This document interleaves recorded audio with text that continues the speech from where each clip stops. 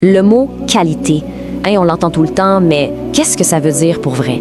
C'est pas juste un slogan d'entreprise, là. C'est un principe qui a un impact bien réel sur notre sécurité puis notre santé. Aujourd'hui, on plonge dans ce concept, mais dans un secteur où la plus petite erreur peut avoir des conséquences, disons, critiques. On va s'arrêter une seconde là-dessus. Chaque fois qu'on prend un médicament ou qu'on utilise un appareil médical, c'est un peu un acte de foi, non? On se fie à toute une chaîne de personnes et de processus qu'on ne voit même pas. Et c'est cette confiance-là qui est au cœur de tout. Une confiance qui, on le sait, prend une éternité à bâtir, mais qui peut disparaître en un claquement de doigts. C'est justement sur ce point qu'on va se pencher. Comment est-ce qu'une idée qui semble si simple, la qualité, devient en fait un bouclier qui protège la santé de millions de personnes? Alors, une culture de la qualité, c'est quoi au juste? Oubliez tout de suite les listes à cocher puis la paperasse administrative. On parle de quelque chose de beaucoup plus profond que ça. On parle d'un véritable état d'esprit. Les mots importants à retenir, c'est collectif et partagé. La qualité, ce n'est pas l'affaire d'un seul département ou d'un seul expert dans son coin.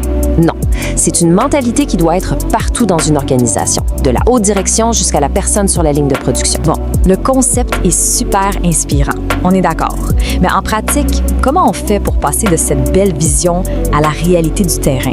En fait, tout ça repose sur 3 gros piliers. Le premier, des normes d'une rigueur absolue. Le deuxième, une précision qui ne laisse aucune place à l'erreur. Et le troisième, des environnements qui sont contrôlés de A à Z. C'est vraiment la fondation de tout le système. Et c'est là que ça devient intéressant et concret. On va maintenant prendre ces grands principes un peu abstraits et on va voir ce qu'ils veulent dire dans la vraie vie avec des actions précises, celles qui font toute la différence. Prenons par exemple les environnements de qualité. Ça peut sembler vague, mais ça se traduit par quelque chose de très concret. Des salles blanches. Ce sont des espaces où l'air est tellement filtré qu'il n'y a pratiquement plus aucune particule. Tout ça pour éviter la moindre contamination. Et c'est pareil pour chaque pilier. Ça se décline en protocoles et en technologies bien réelles. Bon, on a parlé des règles, des processus, des machines. Mais il manque un morceau dans le casse-tête, le plus important en fait. C'est bien beau tout ça, mais qui s'assure que ça fonctionne pour de vrai? C'est le maillon phare de la chaîne. Sans cet élément, on pourrait avoir les meilleurs protocoles du monde, les équipements les plus sophistiqués, et ça ne servirait à rien. Le point central, c'est de bien comprendre son rôle. Et cette phrase-là, tirée de la source, dit tout. La qualité commence avec vous. La responsabilité, au final, elle est individuelle.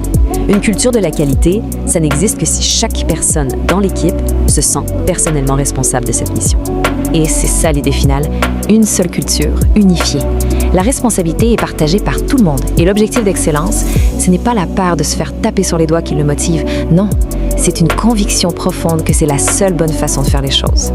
Et ça nous amène à une question qui va beaucoup plus loin. Si cette approche de responsabilité collective pour l'excellence, ça fonctionne dans un domaine aussi critique, ou d'autres, est-ce que ça pourrait faire une différence? C'est une réflexion qui, disons-le, dépasse largement les portes du laboratoire.